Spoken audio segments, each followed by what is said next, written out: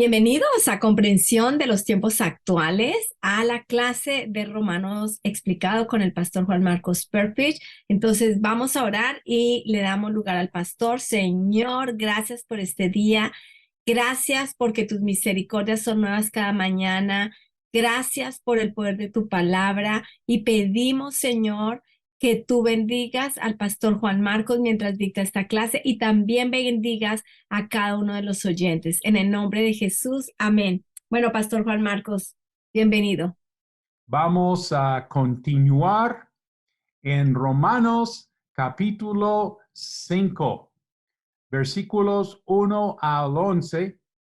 Vamos a ver el tema de cómo vivir como cristianos. Y vamos a ver dos grandes beneficios de la justificación por medio de la fe. Beneficio de la paz y la gracia.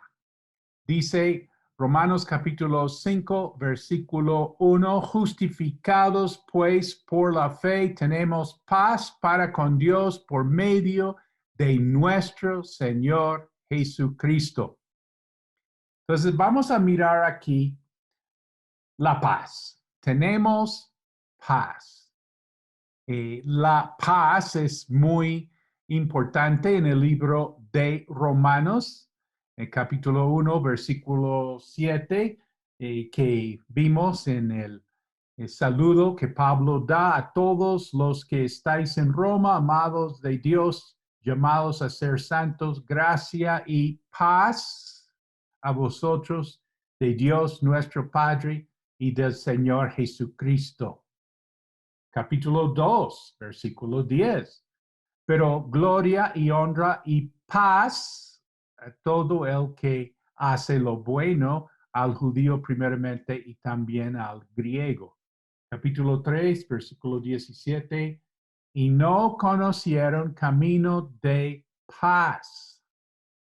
Y aquí en capítulo 5, versículo 1, justificados pues por la fe tenemos paz para con Dios por medio de nuestro Señor Jesucristo.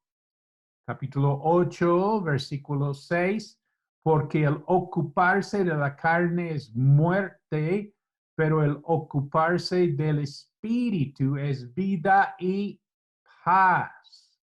Capítulo 10, versículo 15. ¿Y cómo predicarán si no fueran enviados? Como está escrito, cuán hermosos son los pies de los que anuncian la paz, de los que anuncian buenas nuevas. Capítulo 12, versículo 18. Si es posible, en cuanto dependa de vosotros, estar en paz con todos los hombres. Capítulo 14, versículo 17. Porque el reino de Dios no es comida ni bebida, sino justicia, paz y gozo en el Espíritu Santo. Capítulo 14, versículo 19. Así que sigamos lo que contribuye a la paz y a la mutua edificación. Capítulo 15, versículo 13. Y el Dios de esperanza os llene de todo gozo y paz en el creer, para que abundéis en esperanza por el poder del Espíritu Santo. Capítulo 15, versículo 33. Y el Dios de paz sea con todos vosotros. Amén. Y capítulo 16, versículo 20. Y el Dios de paz aplastará en breve a Satanás bajo vuestros pies. La gracia de nuestro Señor Jesucristo sea con vosotros. Entonces queremos enfocar en esta frase que dice, la paz, tenemos paz para con Dios. Paz para con Dios. Vamos a enfocar aquí la doctrina de la justificación. Nosotros tenemos paz para con Dios. ¿Qué es la justificación?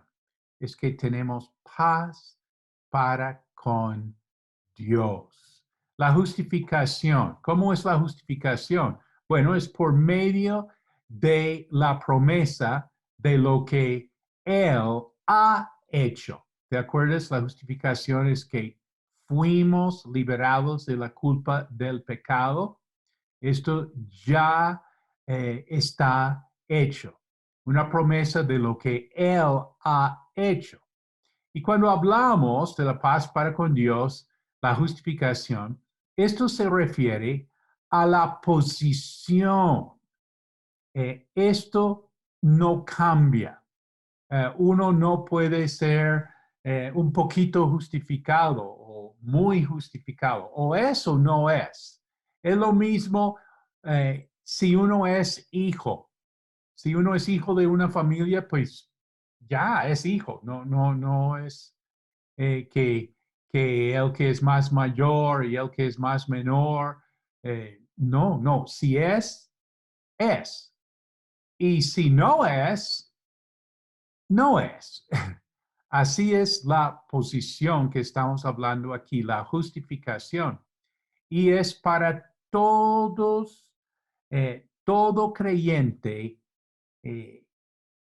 quien está en Cristo. Esto no cambia. Esto es para todo creyente. ¿Te acuerdas? Jesús dijo en Juan 6:47, el que cree en mí tiene vida eterna. ¿Te acuerdas Juan 5:24? El que cree en mí y el que me envió, ¿qué? Tiene vida eterna y no vendrá a condenación, mas ha pasado de muerte a vida. Todo esto es la paz para con Dios, la justificación. Y vamos a aprovechar este momento para comentar de la paz de Dios. Hagamos un contraste aquí, la paz para con Dios, la paz de Dios. Hablemos de la paz de Dios refiriéndose a la santificación. ¿Te acuerdas qué es la santificación?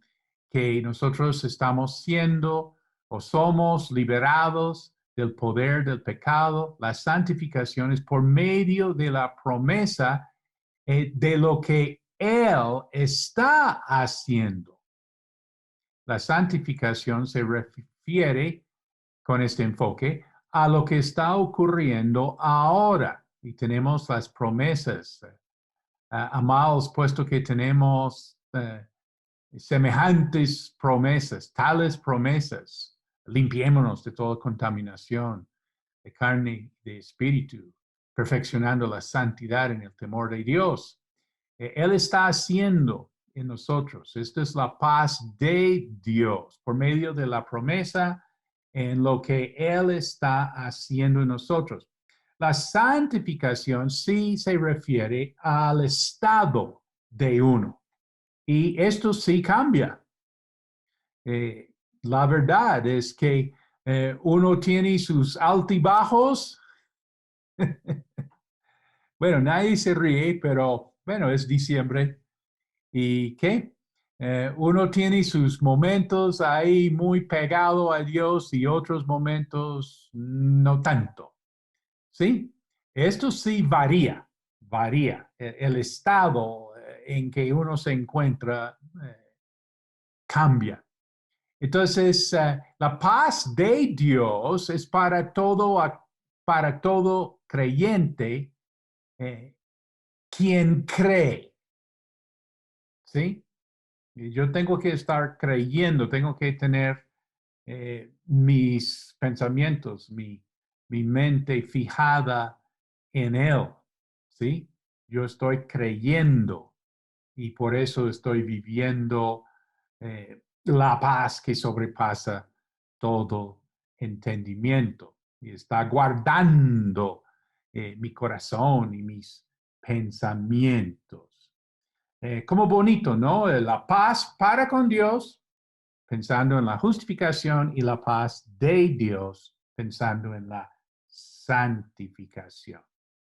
Bueno, entonces dice aquí en Romanos 5, tenemos paz para con Dios.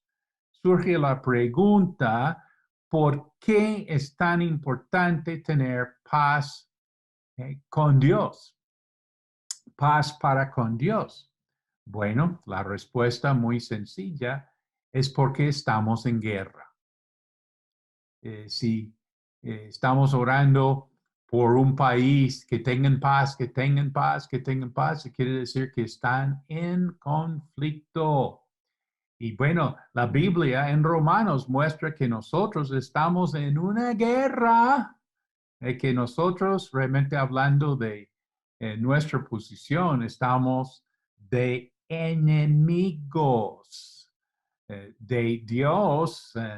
El resto de la Biblia confirma, Santiago 4:4 dice, ¿no sabéis que la amistad del mundo es enemistad contra Dios? Cualquiera pues que quiera ser amigo del mundo se constituye enemigo, enemigo de Dios.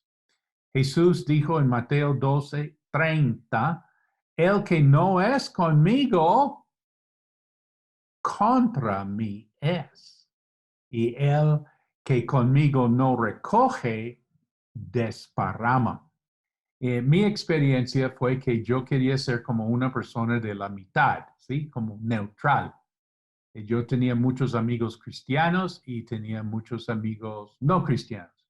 Yo vivía ciertos momentos, inclusive hasta tenía ciertos horarios en que yo vivía como en plan de Dios y otros días, otros horarios como en plan del pecado. Y pues tenía esto como bien organizado y yo me felicitaba por ser a man of all seasons, digamos, una persona de toda la gente, como se diría.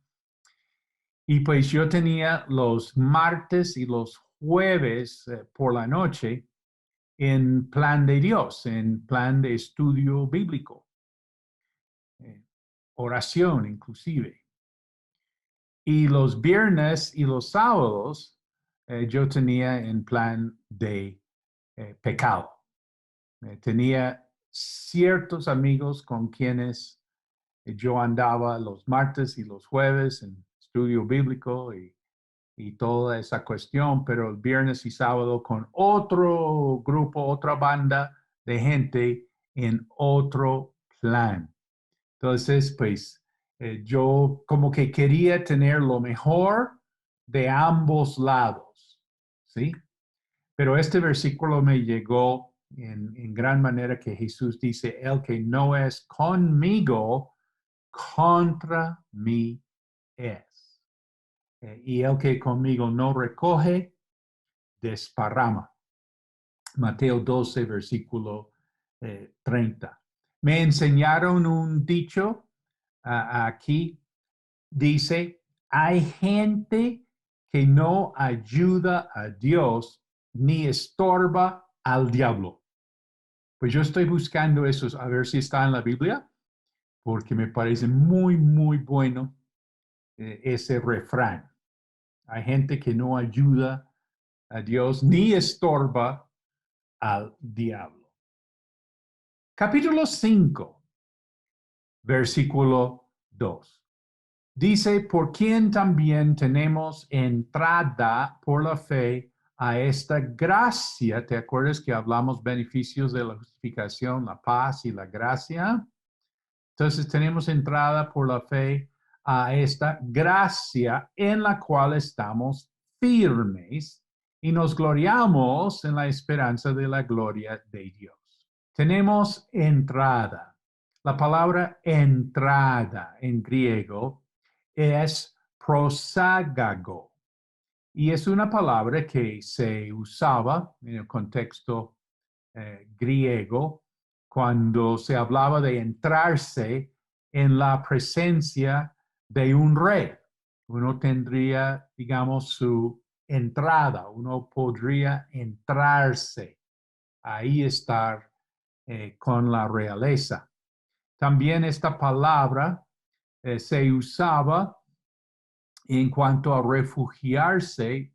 Un barco se refugiaba en una bahía en una tempestad. Entonces tenía su entrada así y su refugio. Es una palabra muy rica de significado aquí, entrada, por quien también tenemos entrada por la fe a esta gracia en la cual estamos firmes. Y dice, y nos gloriamos. Vamos a ver cómo es la vida cristiana, ya que somos justificados por medio de la fe. Vamos a ver estos beneficios de la paz, de la gracia, y el resultado es que nos gloriamos. Y vamos a ver que nos gloriamos en tres cosas. Primero dice que nos gloriamos en la esperanza de la gloria de Dios. ¿Qué es esto? Bueno, en Romanos capítulo 8, versículos 20 al 27, se habla de la redención de nuestro cuerpo. Esta es la esperanza de la gloria de Dios. En 1 de Corintios 15, Pablo habla, como hemos traído la imagen del terrenal, traeremos también la imagen del celestial. Esta es la esperanza de la gloria de Dios. ¿Te acuerdas que nosotros hablamos de la glorificación, el tercer aspecto de la salvación, que seremos liberados de la presencia del pecado? O sea, vamos a tener nuestro cuerpo glorificado, vamos a tener nuestro cuerpo transformado. Esta es la redención de nuestro cuerpo. Entonces, primero nos gloriamos en la esperanza de la gloria de Dios. Y segundo, dice en versículos 3 a 5, y no solo esto, sino que también nos gloriamos prepárate, en las tribulaciones, sabiendo que la tribulación produce paciencia y la paciencia prueba y la prueba esperanza y la esperanza no avergüenza, porque el amor de Dios ha sido derramado en nuestros corazones por el Espíritu Santo que nos fue dado. Entonces, primero, en la esperanza de la gloria de Dios. Segundo, en las tribulaciones. Haciendo un comentario aquí, en el libro de Romanos, en el Nuevo Testamento, vemos que el sufrir, la aflicción, la tribulación es normal para el cristiano. Esto es algo normal. En la Biblia esto es algo que vemos que sí ocurre. Menciono esto porque hoy en día tenemos la idea si uno está sufriendo, si está afligido, si está en tribulaciones porque no tiene fe o es porque tiene pecado, ¿sí? Pero no, realmente vamos a ver que el apóstol Pablo dice que nos gloriamos, también nos gloriamos en las tribulaciones. El apóstol Pablo dijo a los nuevos cristianos en Hechos capítulo 14, dice, confirmando los ánimos de los discípulos, exhortándoles a que permaneciesen en la fe y diciéndoles, es necesario que a través de muchas tribulaciones entremos en el reino de Dios. Esto de pronto poco se oye, poco se habla, ¿sí? Pero esto es lo bíblico. Pablo dice a los nuevos creyentes, es necesario que a través de muchas tribulaciones entremos en el reino de Dios. En segunda de Timoteo, él dice, todos los que quieren vivir piadosamente en Cristo Jesús padecerán persecución. Y Pedro, él hace bastante comentarios sobre este tema. Amados, no os sorprendáis del fuego de prueba que os ha sobrevenido, como si alguna cosa extraña os aconteciese. Sí, o sea, uno dice, no, pero ¿cómo así? Si es cristiano, ¿cómo es esto? Si uno es cristiano, ¿por qué? ¿Por qué? Si yo soy cristiano, ¿por qué? Y Pedro dice, no, esto no es una cosa extraña. Dice, sino gozaos, como recordando a Pablo diciendo que nos gloriamos, sino gozaos por cuantos sois participantes de los padecimientos de Cristo, para que también en la revelación de su gloria os gocéis con gran alegría. También mirando a esa esperanza de la gloria de Dios. Si sois vituperados por el nombre de Cristo, sois bienaventurados, porque el glorioso Espíritu de Dios reposa sobre vosotros. Ciertamente, de parte de ellos, Él es blasfemado, pero por vosotros es glorificado. Así que ninguno de vosotros padezca como homicida o ladrón o malhechor o por entremeterse en lo ajeno, pero si alguno padece como cristiano, a mi conocimiento, esto es la segunda vez que tenemos en el Nuevo Testamento, primero en el libro de los Hechos, ¿no? Que fueron llamados cristianos por primera vez y Pedro aquí, él está usando el término cristiano. Dice, si alguno padece como cristiano, no se avergüence. Y esto es muy importante, que la tendencia es pues a avergonzarse. Yo estoy pasando por un mal momento, me siento mal, me siento avergonzado. Dice, no, no se avergüence, sino glorifique a Dios por ello, porque es tiempo de que el juicio comience por la casa de Dios. Y si primero comienza por nosotros, ¿cuál será el fin de aquellos que no obedecen al Evangelio de Dios? Y si el justo con dificultad se salva, ¿en dónde aparecerá el impío y el pecador? De modo que los que padecen según la voluntad de Dios encomienden sus almas al fiel Creador y hagan el bien. Primero de Pedro 4:12 al 19. Hagamos aquí un comentario sobre las tribulaciones. Letra A. La esperanza de la gloria de Dios no se destruye, esa esperanza no se destruye por la tribulación. En letra B, un consejo es no orar por las circunstancias, más bien pedir gracia para pasar por las situaciones. Si realmente había, digamos, una respuesta, por decirlo, mágica, instantánea, pues ya la tendríamos, ¿sí? Pero no, es que precisamente uno está pasando por una situación y, y entonces, ¿qué hacemos? Pues pedimos gracia para pasar. La letra C, cuando uno decide servir a Dios, a lo mejor va a tener más problemas. ¿Cuántas veces no hemos escuchado ese testimonio? No, que cuando comencé a servir al Señor, tantos problemas, tanta oposición, tanto obstáculo.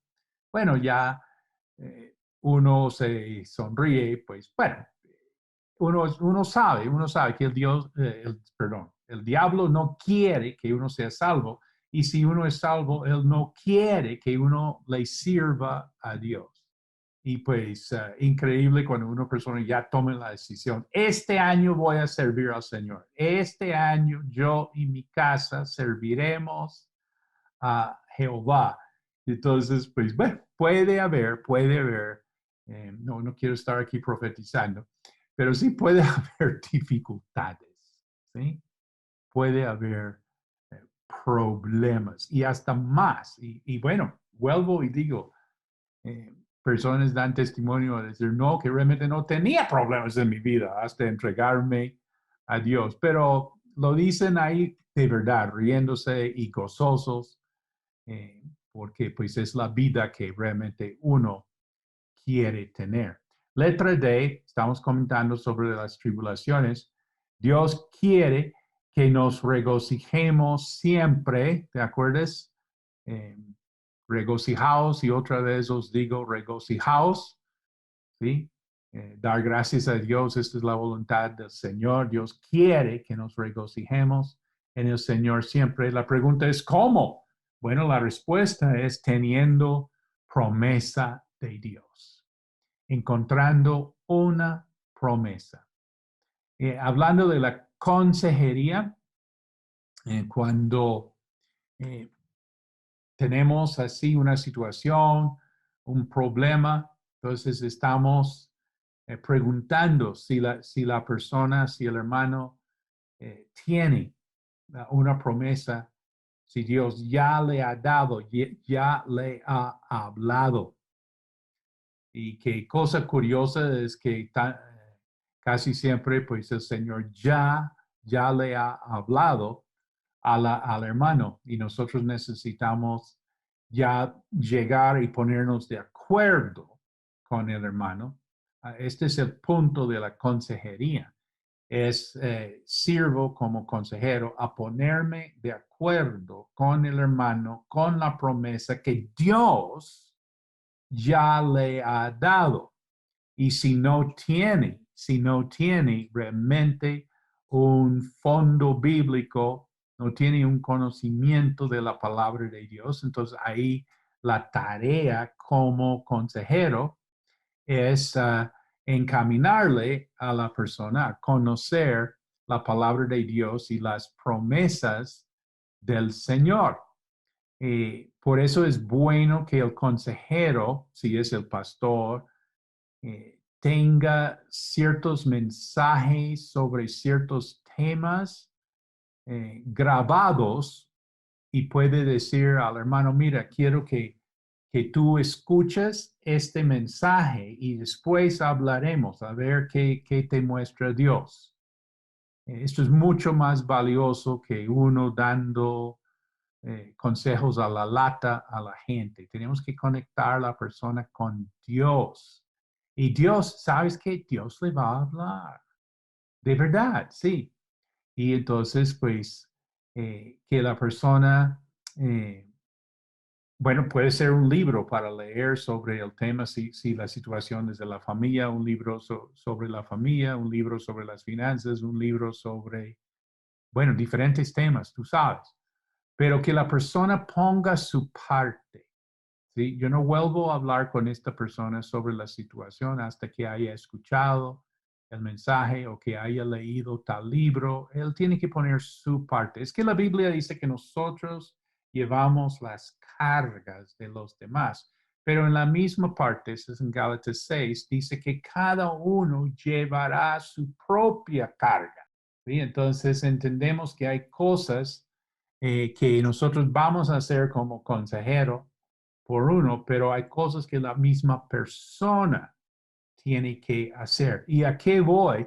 Pues para que cada uno tenga las promesas de Dios. Así es como nosotros vivimos. ¿Cómo vamos a regocijarnos en una dificultad?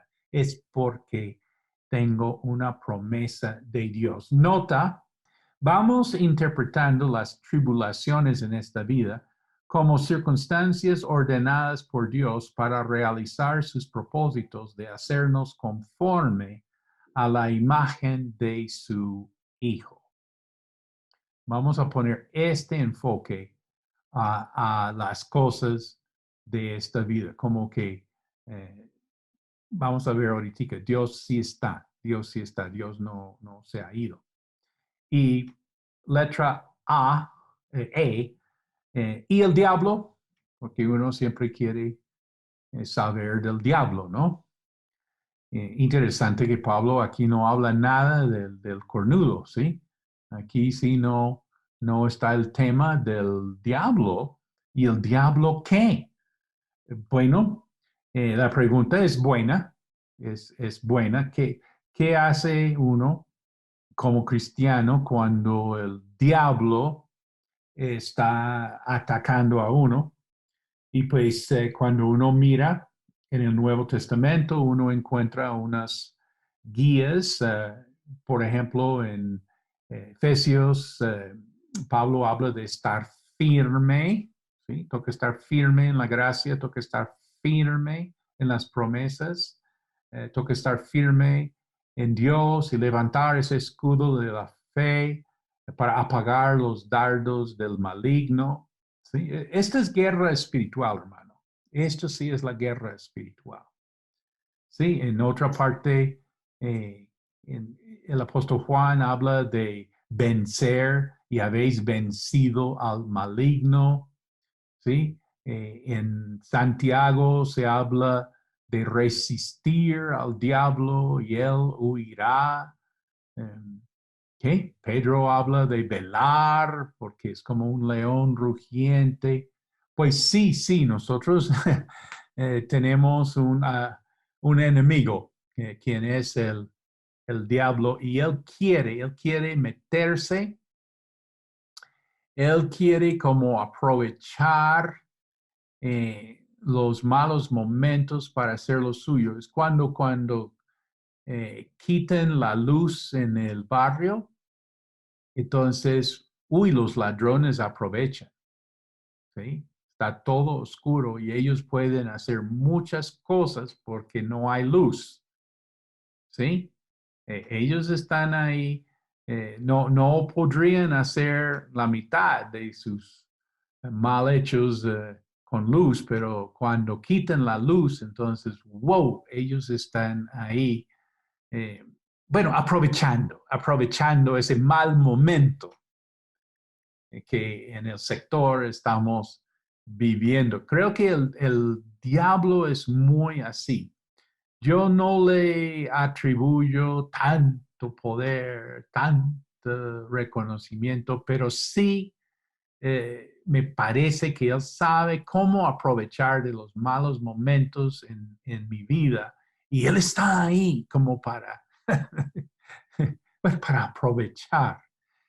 Yo siempre doy el ejemplo del sexto huevo.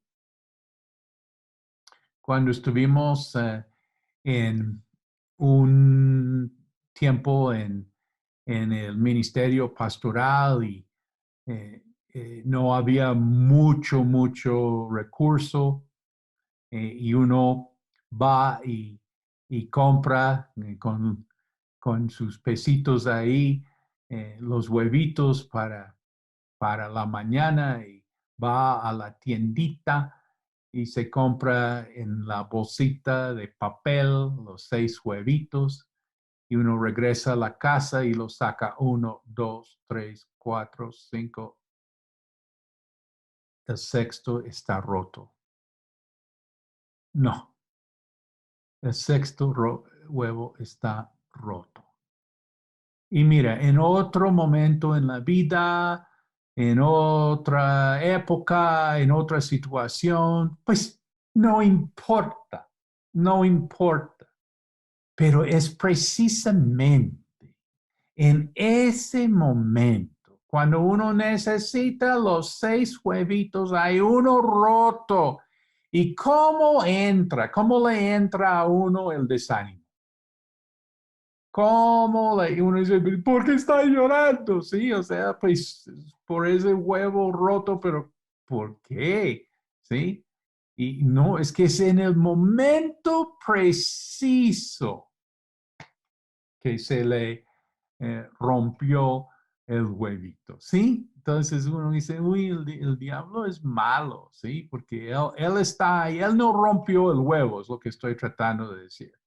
Pero él sí está ahí para poner sobre uno una condenación, un desespero, que hay, que nosotros no servimos para esto, volvámonos, sí, porque esto es muy difícil y todo, y mira, ni siquiera se puede ir a la tiendita a conseguir bien los huevitos para el desayuno, etcétera, etcétera. sí, el diablo está ahí y toca estar firme, toca vencer, toca resistir y toca velar. Bueno, estamos hablando de las tribulaciones, letra F, la importancia de la paciencia. Romanos 8:28. Letra G, y después de la tribulación, uno tiene seguridad, uno tiene experiencia, uno ha probado que sí Dios está con uno. Y esto es lo que uno adquiere por haber vivido por situaciones difíciles. Y esto sí le da a uno una confianza. ¿Te acuerdas que hablamos en capítulo 4 que la fe se ejerce? Que uno va ejerciendo su fe y va adquiriendo como más fuerza, como que sí, que realmente sí cosas están pasando, pero vamos a poder aquí. ¿Y eso qué es? Bueno, es que lo que Romanos dice que esta tribulación produce prueba, prueba, paciencia, paciencia, esperanza. Bueno, letra H. En medio de la prueba hay que recordar tres cosas. Dios está presente, eso normalmente es lo último que uno piensa. Segundo, que Dios está en control. Mira, si Dios no está en control de mi vida, ¿quién está en control? Yo no voy a darle al diablo ese, ese honor. ¿Sí? Y tercero, Dios es fiel.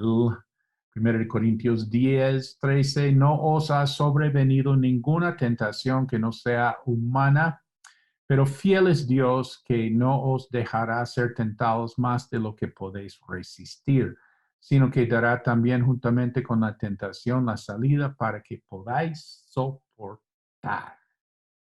Bueno, estamos viendo aquí el beneficio de la justificación por la fe, estamos viendo la paz, la gracia, nos gloriamos en la esperanza de la gloria de Dios y no solamente en eso, sino también en las tribulaciones. Y tercero, nos gloriamos en Dios. Gloriarnos en Dios significa que nosotros estamos viendo, aprendiendo, apreciando cada día más y más cuánto Él nos ama.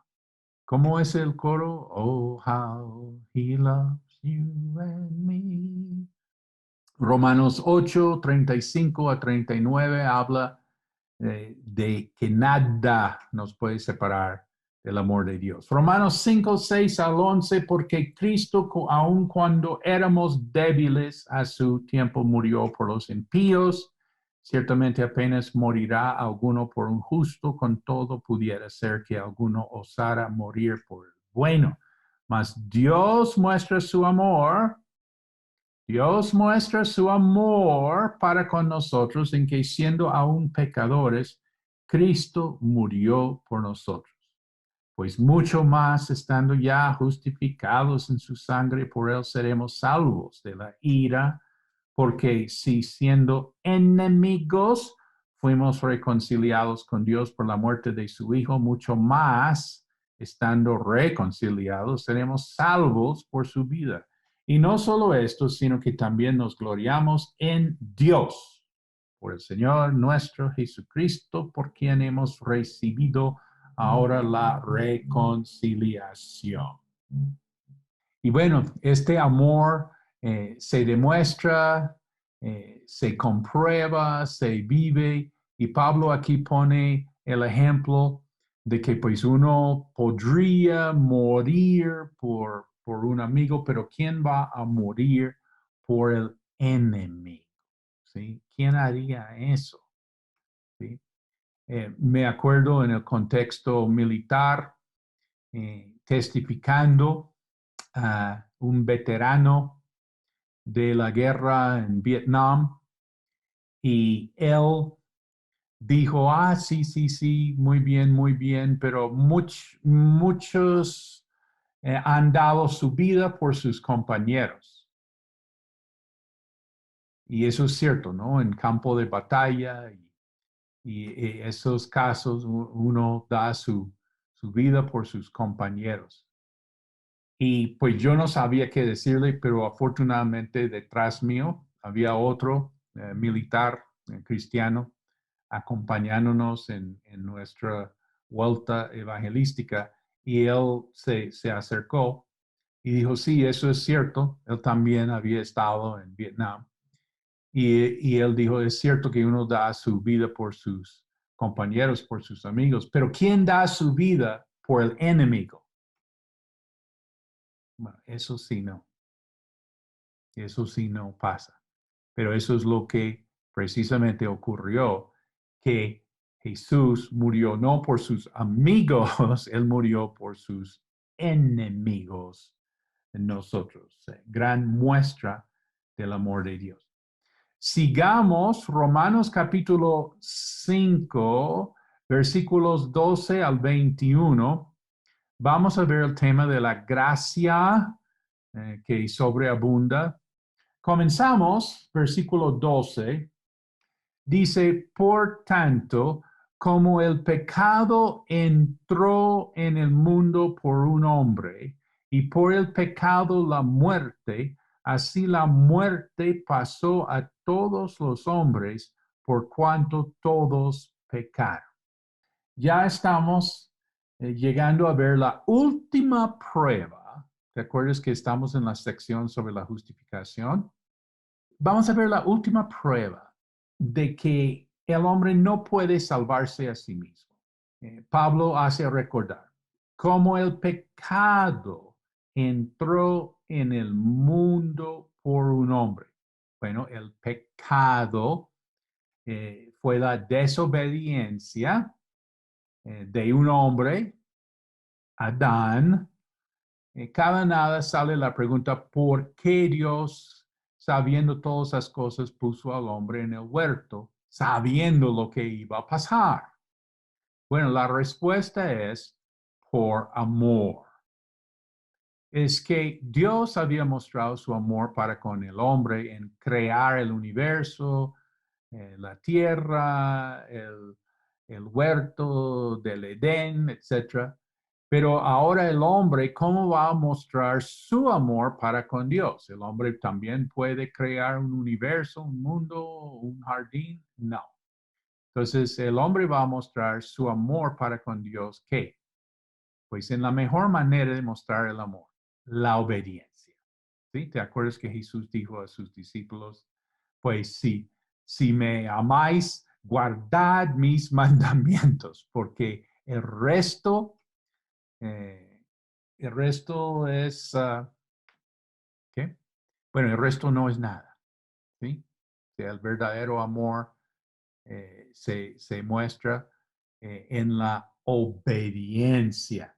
Entonces, Dios sí puso al hombre en el huerto, sabiendo, pero para que el hombre tuviera su oportunidad de mostrar el amor. Ahora me acuerdo. El amor se demuestra por la obediencia. Lo demás es carreta. ¿Sí? Eso quiere decir que no es nada.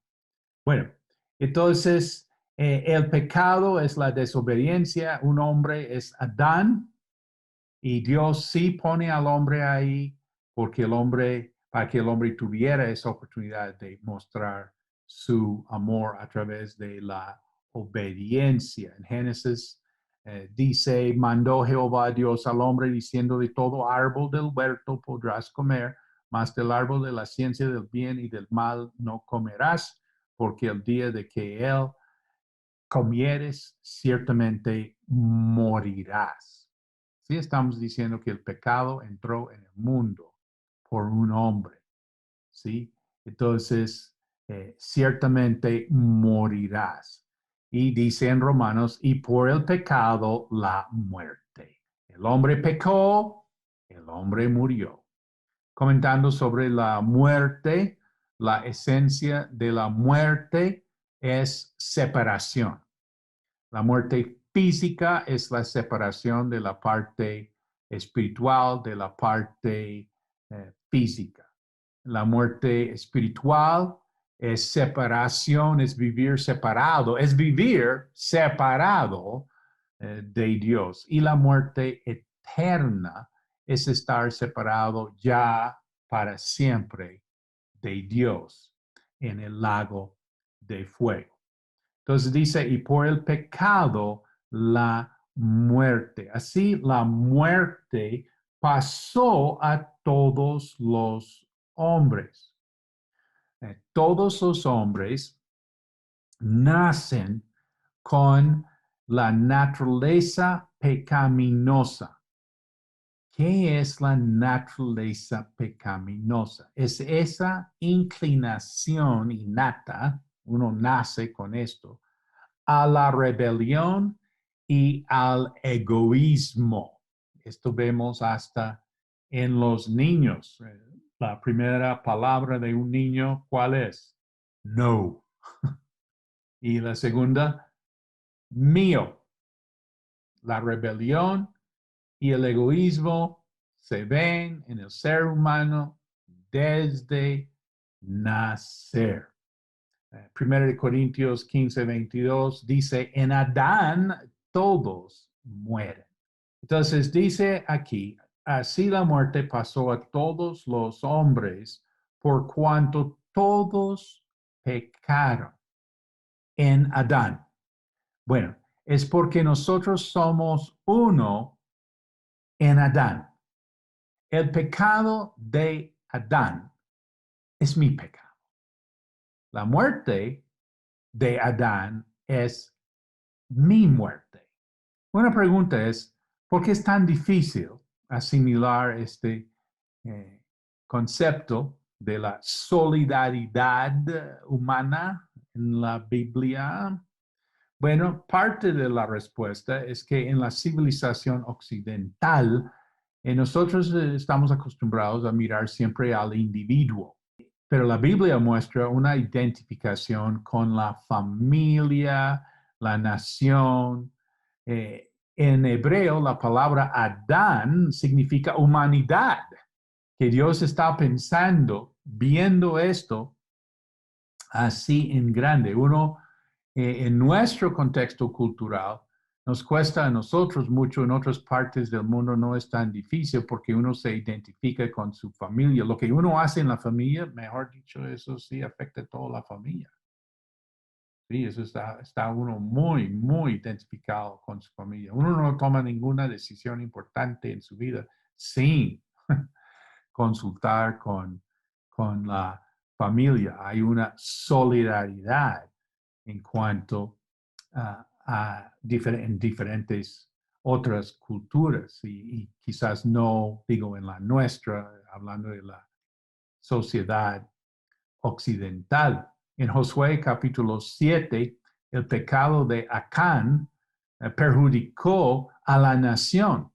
¿Okay? Como 37 hombres murieron por el pecado, no de ellos, sino de Acán. ¿Sí? Y la familia de Acán también muere por el pecado de su papá. Entonces, pues, solidaridad, solidaridad. Nosotros en nuestro contexto hablamos de solidaridad y ni sabemos lo que estamos hablando. Pero bueno, aquí sí estamos viendo, wow, yo soy uno con mi familia, con mi nación, con la humanidad. ¿Sí? Y pregunta, ¿pero no es injusto esto? ¿No es injusto? ¿Y por qué no culpamos a Adán? ¿No te ha provocado pensar que cuando llegues al cielo vas a buscar a Adán? A ver, primero si está. Y segundo, darle una patada. Sí, sí dañó todo. Uy, no, maestro, usted sí la embarró, usted sí nos perjudicó terriblemente. Y sí, uno dice, pero tranquilo, Adán va a estar en el cielo. ¿Alguien sabe por qué? Bueno, Génesis 3:15, ¿sí? El proto-evangelio, ¿sí? Realmente la primera persona para recibir, escuchar el evangelio fue el mismo Adán. ¿No es injusto? ¿Por qué no podemos culpar a Adán? La respuesta es que nosotros, estando ahí en ese huerto, hubiéramos hecho lo mismo, lo mismito. Esto es muy importante en cuanto a leer la Biblia, en cuanto a interpretar la Biblia, porque uno tiende a leer y decir, uy, no, ese Adán o esos judíos, no, esa gente, muy mal. No, no, no, es que tenemos todo eso porque ahí estamos nosotros. Esa es una representación de nosotros. Nosotros somos iguales. Eso ya cambia mucho la manera en que uno lee la Biblia. Uno sí se anima o se desanima a leer más Biblia porque uno ve a uno mismo pintado ahí. Nota los versículos 13 y 14 que vamos a ver en un momentico son la prueba del versículo 12. La muerte reina de Adán a Moisés. El pecado está en el mundo antes de Moisés. Entonces vamos a poner cuidado a estos puntos al leer Romanos 5, 13 a 14. Dice, pues antes de la ley había pecado en el mundo, pero donde no hay ley, no se inculpa de pecado. No obstante, reinó la muerte desde Adán hasta Moisés, aun en los que no pecaron a la misma manera, a la manera de la transgresión de Adán, el cual es figura del que había de venir. Una pregunta, ¿por qué el hombre muere antes de tener los mandamientos de la ley? ¿Por qué hago esa pregunta? Porque está diciendo aquí, donde no hay ley, no se inculpa de pecado.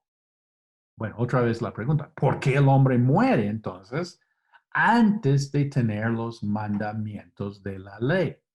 Bueno, la respuesta es por Adán. Adán es figura de Cristo. Aquí la palabra figura en griego es tupos, que significa tipo o patrón. Adán es figura de Cristo en el sentido que Él es cabeza de la raza humana, es cabeza de una raza y lo que Él hace afecta a todos. Adán es figura de Cristo. Ponle cuidado. Adán sí tuvo mandamiento. ¿Cuál mandamiento tuvo Adán? Él tuvo un solo mandamiento. ¿Te acuerdas cuál mandamiento fue? Pues acabamos de mirar en Génesis que él tuvo el mandamiento de no comer del árbol de la ciencia del bien y del mal. Ese fue el único mandamiento que él tuvo, un solo mandamiento. Pero él sí tuvo mandamiento. Entonces, ¿a qué vamos? Se entiende por qué Adán muere y se entiende por qué los hombres después de Moisés mueren. ¿Sí? Pero ¿por qué? ¿Por qué? Lo que no se entendía es que hasta que Pablo escribe Romanos, es porque los hombres mueren de Adán a Moisés.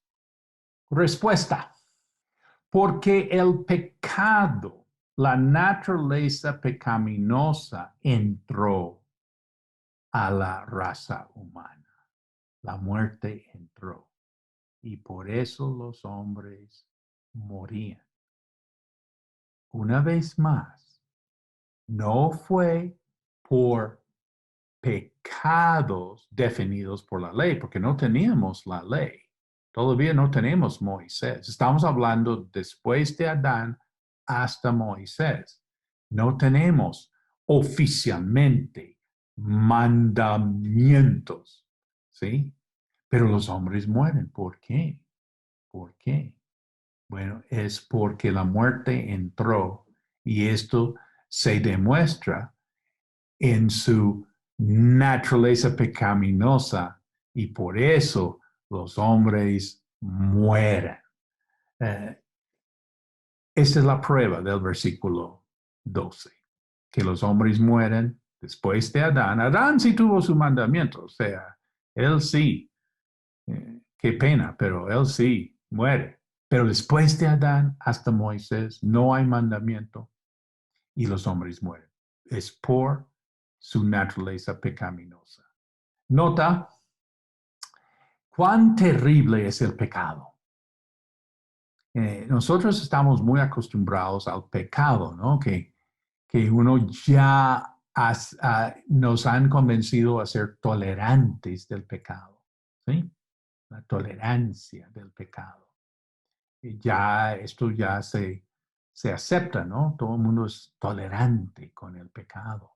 Pero el pecado es algo terrible, ¿sí? Si el pecado de Adán, un solo pecado, si el pecado de Adán hubiera sido el único pecado, ¿te imaginas que si Caín no hubiera matado a Abel, y etcétera, etcétera, todos los pecados ahí en adelante, si eso no hubiera ocurrido, solamente el pecado de Adán, toda la historia, 6,000 años de historia y un solo pecado, el pecado de Adán. Ese solo pecado sería suficiente para condenarnos a todos, por cuanto todos pecaron, ¿te acuerdas? En Adán. Si el pecado de Adán hubiera sido el único pecado en la historia, de todos modos, todos moriríamos. Bueno, pregunta, ¿qué importa? ¿Para qué repasar esta historia? La respuesta es porque el hombre peca porque es pecador. Nace con naturaleza pecaminosa. Muy importante. No es pecador porque peca. Peca porque es pecador. Y entonces otra vez hacemos la pregunta, ¿qué importa? ¿Por qué vamos a repasar todo esto? La respuesta es que nosotros estamos cerrando el tema aquí en Romanos de la justificación por medio de la fe. Y antes de entrarnos en el tema de la santificación, vamos a establecer una vez ya por todas que el problema del hombre es más grave que sus pecados. El problema es su pecado. ¿A qué se refiere esto? Es que es más que lo que uno hace, es lo que uno es. ¿Y por qué es esencial llegar al fondo, entender bien la condición humana? Oye, si vas a estudiar psicología, antropología, sociología, cualquier ciencia social, tienes que tener romanos o vas a estar totalmente fuera, ¿sí? No vas a entender al hombre. Tenemos que entender el fondo de la condición humana. ¿Y por qué? Pues porque la tendencia natural, el hombre ve los actos y son importantes, pero no mira la causa. ¿A qué voy? Es posible corregir malas acciones. ¿Sí? Uno puede tener unos vicios, unos malos hábitos. Uno puede ser muy gritón, muy, eh, muy egoísta, no sé, pues puede tener muchos atributos negativos y uno los puede ir reformando. Yo les conté, ¿no? De Rocky 3, ¿sí? Que ha inspirado a muchísima gente a cambiar su vida. Uno puede ir al cine y ver una película, mejor dicho, que inspira a uno y uno decide, bueno, yo ya voy a hacer mi vida diferente, ¿sí? Eh, una persona conocida por ser sumamente honesta en un medio donde la gente normalmente no es conocida por ser honesta. Esta persona nunca miente. Tú nunca, nunca vas a encontrar una mentira en su boca. Y yo le pregunté, pero ¿por qué tú nunca mientes?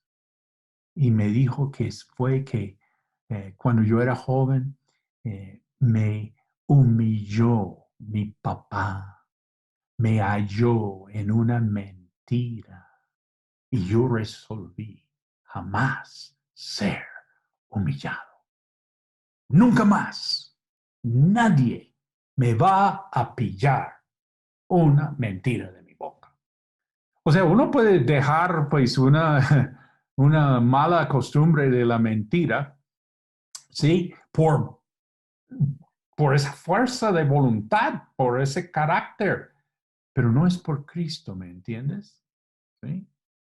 ¿Sí? Y entonces, si nosotros no tenemos claro, por eso tenemos Romanos 5 aquí, tenemos que tener claro qué está pasando aquí con el ser humano, más que los pecados, el pecado, más que los actos, es la naturaleza del hombre. Versículos 15 a 19.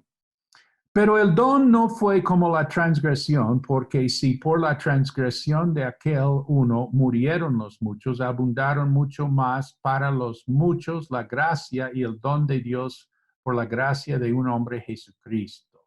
Y con el don no sucede como en el caso de aquel uno que pecó, porque ciertamente el juicio vino a causa de un solo pecado para condenación, pero el don vino a causa de muchas transgresiones para justificación.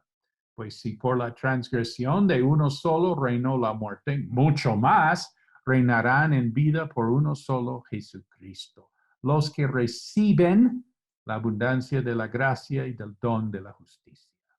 Así que como por la transgresión de uno vino la condenación a todos los hombres, de la misma manera por la justicia de uno vino a todos los hombres la justificación de vida. Porque así como por la desobediencia de un hombre los muchos fueron constituidos pecadores, así también por la obediencia de uno los muchos serán constituidos justos. Observamos aquí dos razas de hombres, dos cabezas. Nota, cuando un hombre fracasa, Dios levanta a otro. Moisés no entró, Dios levanta a Josué. Saúl no resultó buen rey, Dios levanta a David. Adán fracasó, tenemos a Cristo. Pregunta, ¿cómo entra uno a la raza de Adán? ¿Hay alguien aquí de la raza de Adán? ¿Hay algún ser humano aquí ahorita? Bueno, ¿cómo entras tú en la raza de Adán? Bueno, tú naces. ¿Y cómo entra uno a la raza de Cristo? Tú naces de nuevo. ¿Cómo entra uno a una raza? Respuesta es nacer. Nacer. Y para estar en la raza de Cristo, nacer de nuevo. Vamos a enfocar aquí en versículo 15 y 17. Dice, pero el don no fue como la transgresión, porque si por la transgresión de aquel uno murieron los muchos, abundaron mucho más para los muchos la gracia y el don de Dios por la gracia de un hombre Jesucristo. Y en el versículo 17 dice, pues si por la transgresión de uno solo reinó la muerte, mucho más reinarán en vida por uno solo Jesucristo. Los que reciben la abundancia de la gracia y el don de la justicia. Fíjate en la frase mucho más, mucho más. Si nosotros estamos asegurados de la muerte en Adán, ¿alguien aquí está convencido si el Señor no viene antes que nos vamos a morir? ¿Hay alguien ahí que no cree eso? Si el Señor no viene antes, todos un día morimos. ¿Estás convencido? ¿Tienes la seguridad de la muerte? Sí, bueno, la Biblia dice que sí, nosotros tenemos esta seguridad, pero dice mucho más. Tenemos la seguridad de la vida en Cristo. Si estoy seguro de la muerte en Adán, mucho más estoy seguro de la vida en Cristo. Y ahora viene una pregunta. ¿Qué pasa con los niños? ¿Por qué vamos a preguntar por los niños? Porque acabamos de decir tan frescamente que el ser humano nace pecador, nace con una naturaleza pecaminosa. Entonces, alguien tarde o temprano va a preguntar, ¿y los niños qué? ¿Qué pasa con los niños si nacen pecadores?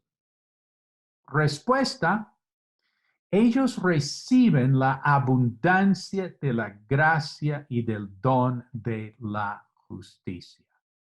Nota, la Biblia se dirige a personas que pueden pecar y pueden ser salvos.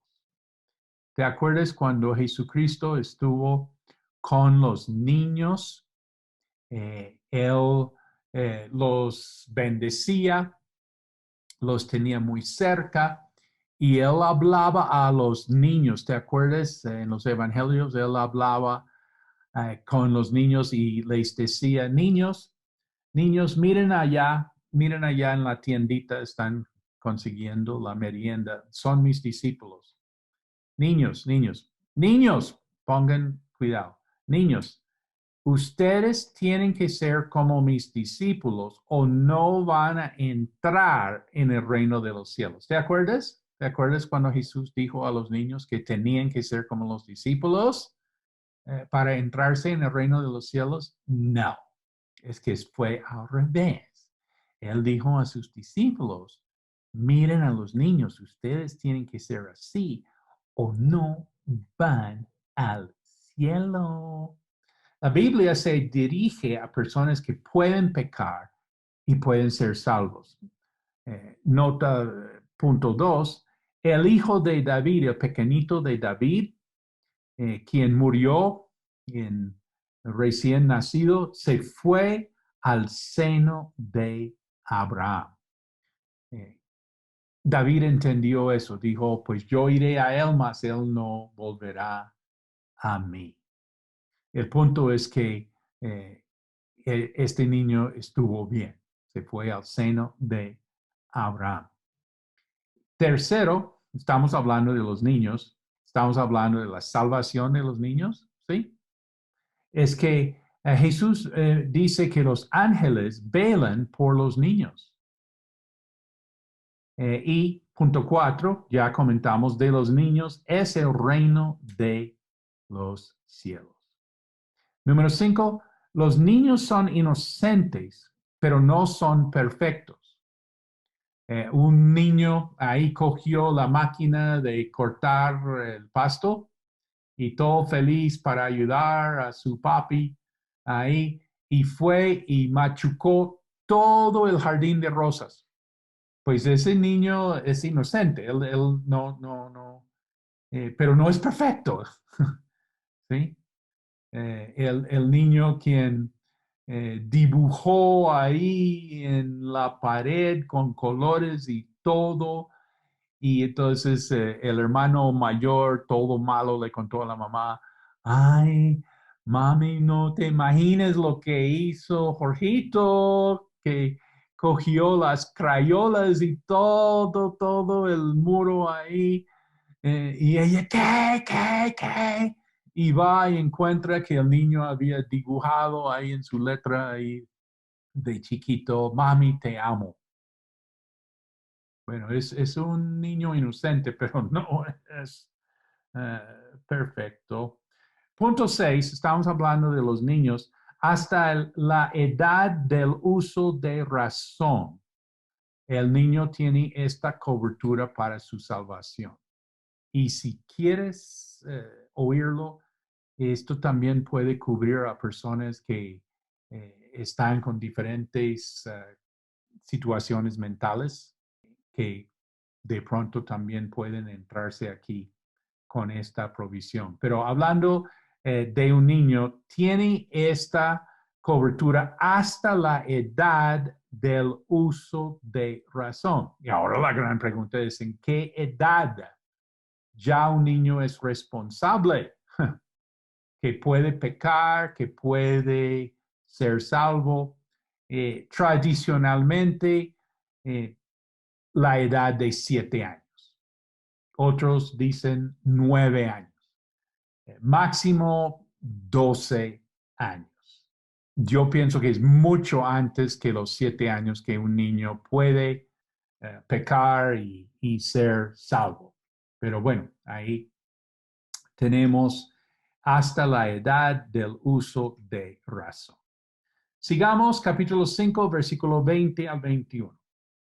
Pero la ley se introdujo para que el pecado abundase, mas cuando el pecado abundó, sobreabundó la gracia, para que así como el pecado reinó para muerte, así también la gracia reine por la justicia para vida eterna mediante Jesucristo, Señor nuestro. Entonces vamos a enfocar aquí en la ley. Dice, la ley se introdujo para que el pecado abundase. En capítulo 4 vimos que la ley produce ira. En capítulo 3 vimos por medio de la ley es el conocimiento del pecado. Y vimos también para que toda boca se cierre y todo el mundo quede bajo el juicio de Dios. Todo esto hablando de la ley. Vamos a sacar unas conclusiones aquí. Primero, la ley no es la solución al pecado. Dice que la ley se introdujo para que el pecado se acabare, ¿cierto? No.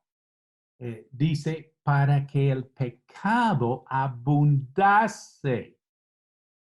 Otra vez, la ley no es la solución para el pecado. Si nosotros si tenemos pecado, poner más y más y más ley no es la solución.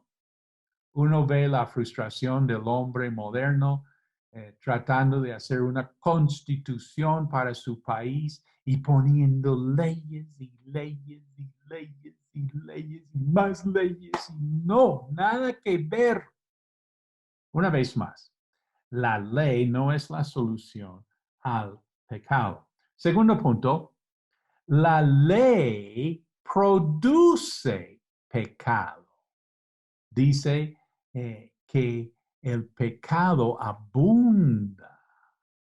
Cuando le decimos a una persona que no puede hacer algo, ¿qué es lo primero que quiere hacer? Me acuerdo cuando estaba tomando el curso de Romanos en Life Bible College. Un fin de semana, una familia en la iglesia me pidieron el favor de cuidar de los niños. Un sábado ahí por la mañana.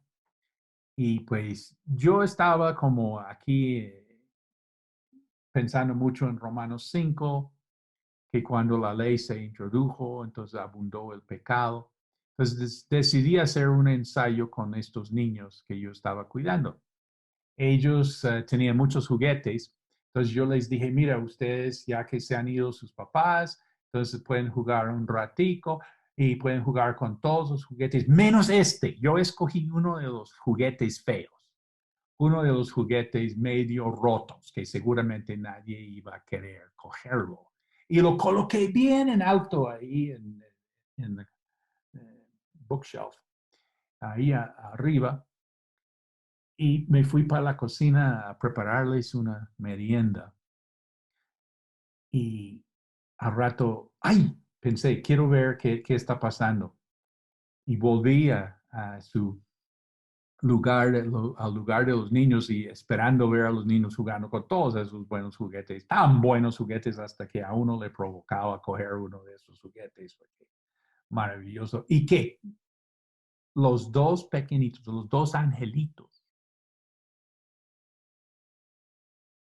se subían y iban para alcanzar al juguete roto, feo y prohibido. Y yo dije, sí, Romanos tiene la razón. Tú le prohíbes a una persona y es lo que más va a querer. La ley no es la solución al pecado, la ley produce pecado. Y número 3, la ley, la transgresión, la muerte. Esta es nuestra situación humana. Ley, transgresión. Ahora se inculpa el pecado, ¿sí? Muerte. Y dice aquí en Romanos, cuando el pecado abundó, sobreabundó la gracia. Número 1, Dios ama al pecador. Número 2, la ley sirve su propósito cuando nos hace desesperar de nuestros propios esfuerzos. Número 3, hay dos razas, hay dos reinos. El reino del pecado, el reino de la gracia. Número 4, la solución de Dios para el pecado es la gracia. Vamos a orar. Padre Celestial, te damos gracias por todo este año que hemos podido estar aquí hasta el capítulo 5 en el libro de Romanos. Te damos gracias, Señor. Terminamos recordando cuando el pecado abundó, sobreabundó la gracia. Bendice tú, Señor, a cada uno en su vida, en su familia, en su ministerio y en su Navidad y Año Nuevo. Te lo pedimos en el nombre de Cristo Jesús. Amén. Bueno, Pastor Juan Marcos, muchísimas gracias. Y yo tengo una pregunta. Usted hizo mención de aquellos que van a estudiar psicología, sociología, ese tipo de ciencias. Y, y la pregunta es, ¿qué consejo les da cuando la mayoría de las veces uno ve que se enfoca el problema en la crianza, en los padres, en la cultura, y yo no veo a veces el enfoque en la persona, de tal forma que cada persona se siente víctima de todo el mundo, es resultado de todo lo que le pasó? ¿Y qué consejo le daría? Gracias, pastora. De pronto en este momento a comentar que el primer punto en el discipulado de una persona joven o la edad que sea es a superar el tema de ser víctima. Eso realmente es lo primero. No vamos a ningún lado si no hemos tratado ese punto. Y cada persona pues puede tener su mala experiencia. Cada persona puede tener en su vida pues maltrato, puede tener así eh, que injusticias, injusticias y todas estas cosas son reales, pero estamos aquí en Romanos para ver nuestra posición ahora como hijos de Dios. Y cuando, pues ya en Romanos 5 estamos viendo beneficio de paz, de gracia. Estamos viendo que nos gloriamos, no en nuestra condición social, nuestra raza, en nuestra familia. Nos gloriamos en la esperanza de la gloria de Dios y aún en las tribulaciones y en el amor de Dios. Sí, sí, sí, es un reenfoque total para poder hacer el discipulado. ¿Sí? Y entonces cuando veo en la iglesia que están como consintiendo mucho eh, los resentimientos y el sentir que nada ha cambiado, que todo está en nuestra contra, me provoca preguntar al pastor, eh, ¿pero usted disipula gente? ¿Está discipulando personas? Porque usted está más bien como echando leña a este fuego y todo, y todo, pues reconciliación muy lejos, o es una reconciliación superficial, falsa, ¿sí? Que los que han hecho mal están siendo premiados y los que no han hecho nada están pidiendo perdón. Ridículo, ridículo. Entonces pregunto al pastor, ¿pero usted disipula gente? Porque lo primero que uno tiene que hacer es salir de esta mentalidad bueno, olvidando lo que queda atrás. Bueno, ese es un aspecto. Por el otro lado,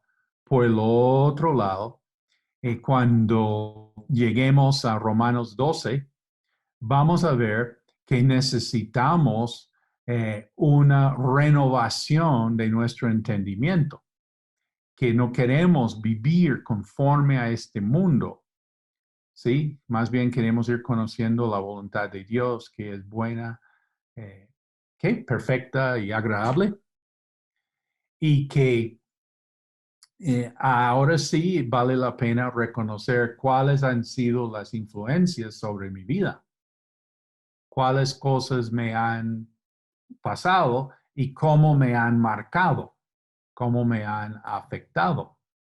Y sí, ahí sí uno va con la palabra de Dios a través de las experiencias en la vida, uno va como que renovando su entendimiento en muchas áreas de su vida. Entonces, pues hay también un equilibrio aquí, pero creo que la base, sigamos Romanos, ¿por qué no seguimos Romanos? Donde vemos la verdadera condición del hombre, ¿sí? Apenas estamos en la justificación, no hemos llegado a la santificación y no hemos ido ya al tema de la vida cristiana, así como vamos a poner en práctica estos tres aspectos, cómo nos afecten en la vida. Pero sí, sí, sí, sí, el volver al pasado a tratar de revivir esas emociones, esos momentos eh, que llamamos así la regresión, uno sí ve que la iglesia ha tomado de la psicología y está imitando al mundo. Eso sí, me acuerdo en nuestra iglesia a una persona quien salió de un pasado muy pesado y mucha cuestión de la psicología. Entonces, cuando supo lo que estaban enseñando en la iglesia, dijo, no, no, no, no hagan eso, porque eso es lo que hace uno sin Cristo. ¿Sí? Y uno dice, ups, ¿qué pasó? Bueno, la iglesia trata de estar como en algo nuevo, ¿te acuerdas? Si es verdad, no es nuevo. Siempre en cuestiones de la consejería o psicología, etcétera, etcétera, hay que preguntar si eso es lo que Jesús enseñaba, si eso es lo que los discípulos de Jesús enseñaban, si esto es lo que hacían en la iglesia primitiva y qué es lo que dicen las epístolas referente a eso. Entonces, bueno, me colaboran. De pronto estoy perdiendo algo, la regresión y todo esto, pero no lo encuentro así en el Nuevo Testamento. Bueno, muchísimas gracias, Pastor Juan Marcos, y qué bueno que tengamos acceso a estas enseñanzas, porque realmente es el Evangelio el que transforma nuestras vidas, es el Evangelio el que transforma las culturas realmente, es la palabra de Dios. Y gracias a Dios por estas enseñanzas. Nos vemos en la próxima sesión. Dios les bendiga.